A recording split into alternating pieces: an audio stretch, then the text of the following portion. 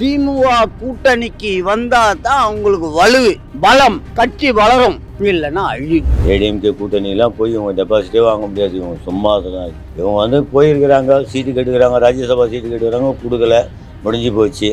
இவங்க வெளியில் வர்றதுக்கு ஐடியா பண்ணிருக்கிறாங்க, பேச்சுவார்த்தை நடந்து இருக்குது. உண்மைதான் அது. இப்போ அரசியல் சொல்ல முடியாது, எப்படி ஒன்றாலும் மாறலாம், வந்தாலும் வரலாம். வந்தால் நல்லா தான் இருக்கும், இன்னும் கூட்டணி கொஞ்சம் வலுவாக தான் இருக்கும். அது அவங்கவுங்க இஷ்டம். நம்ம யார் நல்லவங்க இருக்காங்களோ அதுக்கு தான் நம்ம செய்வோம்.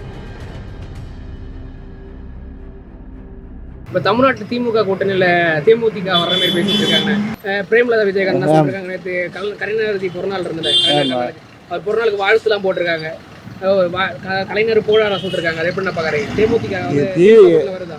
திமுக கூட்டணி கூட அவங்க முதல் பிஜேபி கூட தான் வச்சுக்கிருந்தாங்க. இப்போ கூட பிஜேபி கூட தான் அமிர்தா வர சொல்ல இல்லை, ஏடிஎம்கே கூட இருந்தாங்க 24 தேர்தலில். இப்போ ஏடிஎம்கே கூட தான் கூட்டணி வச்சுக்கிட்டு முதல்ல சொன்னாங்க. இப்போ அரசியல் சொல்ல முடியாது, எப்படி ஒன்றாலும் மாறலாம். தேர்தலில் திமுக கூட்டணிக்கு வராங்களா? ஒரு வந்தாலும் வரலாம், சொல்ல முடியாது. காங்கிரஸ் ஏன்னா ஏற்கனவே அமிர்தா வந்திருப்ப சொல்ல அவங்க கூட்டணியை அறிவிச்சிட்டாங்க. திமுகவை நான் தான் அவங்க கூட தான், ஏடிஎம்கே கூட தான் கூட்டணின்ட்டு. இப்போ இவர் கலைஞர் பிறந்த நாளுக்கு வராங்கன்னா அது எப்படி தெரியல. அது வாழ்த்து தான் சொல்லிக்கிறாங்க, கட்டி கூட்டணிக்கு வரேன்னு சொல்லல.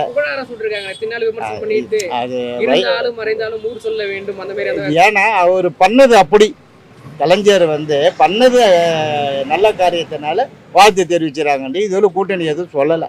அதே மாதிரி திருமாவளவன் செல்வ பெருந்தகைலாம் வச்சுக்கேன், தேமுதிக திமுக கூட்டணி வரணும் 26 சட்டமன்ற தேர்தல் கேட்டிருக்காங்க, வேண்டுகோள் வச்சிருக்காங்க. அதை நீங்க எப்படி பாக்குறீங்க? வந்தால் நல்லா தான் இருக்கும், இன்னும் கூட்டணி கொஞ்சம் வலுவாக தான் இருக்கும். இந்தாட்டி ஆட்சி அமைக்கும் போது திமுக தான், அதில் ஒன்றும் மாற்றம் கிடையாது.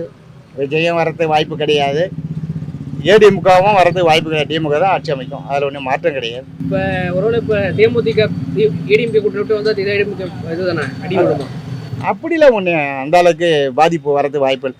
அதே விஜயகாந்த் சார் இருந்திருந்தாருன்னா சொல்லலாம். இப்போ இந்த மக்கள் அந்தளவுக்கு ஒன்றே செல்வாக்கு கிடையாது, ஓரளவுக்கு மக்கள் செல்வாக்கு இருக்குது. திமுக மேலும் பலம் சேர்க்கிற மாதிரி இருக்குமாண்ணே?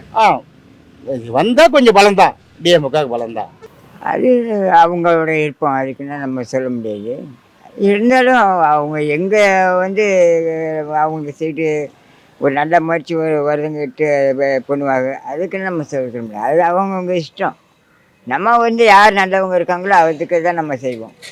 இல்லை, ஓரளவு அவங்க திமுக கூட்டணி வந்தால் திமுக இன்னும் மேலும் வலுப்பெறுமா? அது நமக்கு தெரியாது. இல்லை, அதுவும் பெரிய கட்சி தான், இதுவும் பெரிய கட்சி தான். எங்கே சேர்ந்தாலும் அவங்களுக்கு ஆள் ஆக வேண்டிய சொல்லுதான். ரொம்ப சூப்பராக வர இருக்கும், சூப்பராக வர இருக்கும். அவங்களுக்கு உண்டான மரியாதை திமுகவுக்கு வந்தால் தான் மரியாதை இருக்கும். இதை நீங்கள் பிரேமலதாக்கே சொல்லுங்கள். நான் சொல்ல முடியாது, நீங்கள் சொல்லலாம்.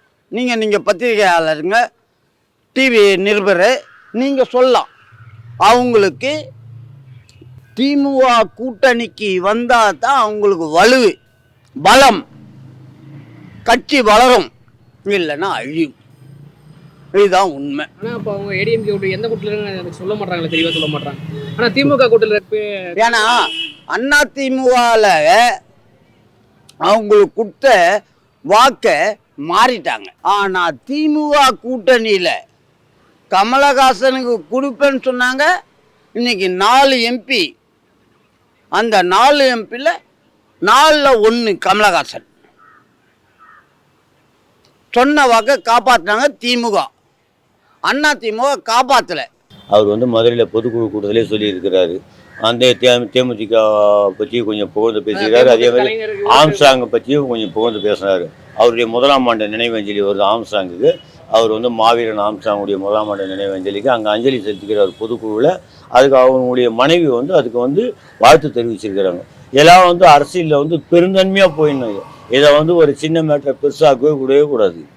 இதனால எந்த தவறுமே கிடையாது. இவர் பேசணும். திமுக கூட்டணியில் இப்போ தேமுதிக வர வாய்ப்பு இருக்காங்க. 99%, 100% நான் சொல்லுவேன். செல்வ பெருந்தகை திருமா போன்றவங்க வச்சுருக்கேன், தேமுதிக கூட்டணி சொல்லிக்கலாம். செல்ஃப் எடுக்கவே எடுக்காது. அதெல்லாம் சொல்லிருக்காங்க. தேமுதிக திமுக கூட்டணி வரணும். திமுக வரணும் தான்.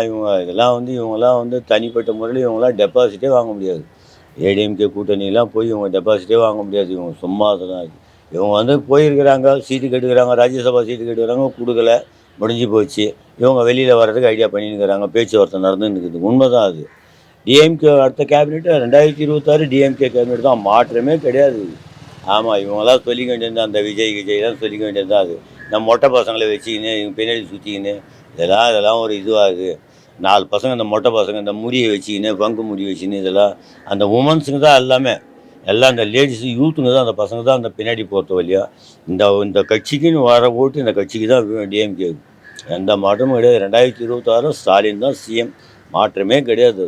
அது 2026 அவர் தான் வருவார். ஏன்னா எழுதியே வச்சுங்க, ஸ்டாலின் தான் அடுத்த சிஎம்.